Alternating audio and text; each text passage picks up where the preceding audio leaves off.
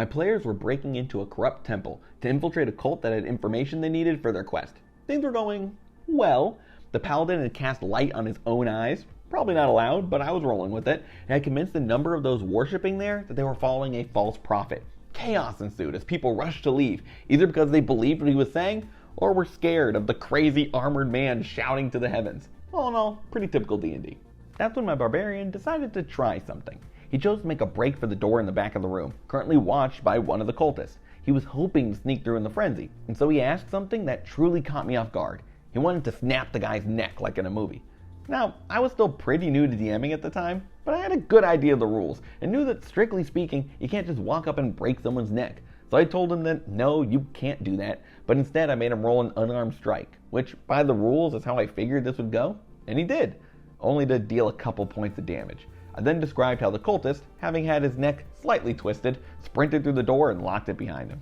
Long story short, the town guard showed up, the barbarian was arrested, and after some more D&D shenanigans, they did eventually free their friend and get into the cultist lair. But afterwards, my player wasn't exactly satisfied with how things had turned out. Sure, I might have run things by the rules, but in doing so, the essence of what he was trying to do was lost. If he'd known that he had basically zero chance of successfully subduing the cultist that way, would he have even done it? That was years ago, and we've had many very fun D&D sessions since. But looking back on it, he was 100% right. I messed up.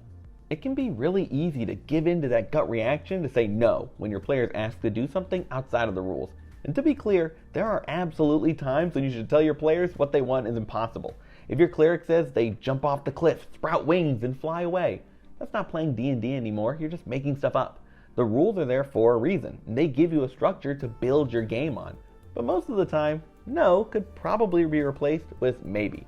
Sure, they might not be able to do exactly what they want, but they can probably get pretty close, even if it means bending the rules a bit. Instead of shutting them down, working with your players to find a middle ground is almost always going to result in more fun. Always adhering to the letter of the law doesn't always result in a better game. For example, when my player asked to snap that guard's neck, I was probably in the right not to just let it happen. But instead of rolling a single unarmed strike, I should have come up with a solution that was closer to what they wanted. I could have had him roll to grapple the cultist, and if he succeeded, then he could deal the unarmed strike damage. If the cultist is still up, they make the grapple check again, and if it's once more successful, they get to repeat the damage. Eventually, either the cultist will slip out of the headlock, or the barbarian will dish out enough pain to finish them off, snapping their neck, in essence. Is that in the rules? Nope.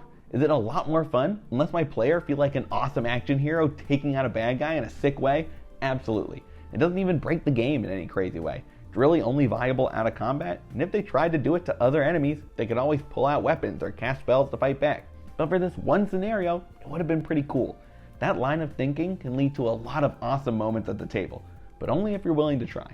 There's a time to apply the rules and a time to bend them. Next time you feel the urge to say no to something your players want to do, take a beat and consider how you could work with them to instead find a similar action that you'll both think is fair and fun. Do you have any memorable moments where you or your DM strayed outside the lines to let something really cool happen at the table? I'd love to hear them in the comments. Thanks for watching, and if you enjoyed the video, consider leaving a like and subscribing to the Bard's College. I make videos like this one about DMing, D&D, and everything in between, so stick around. But for now, good luck, and remember, crit your players.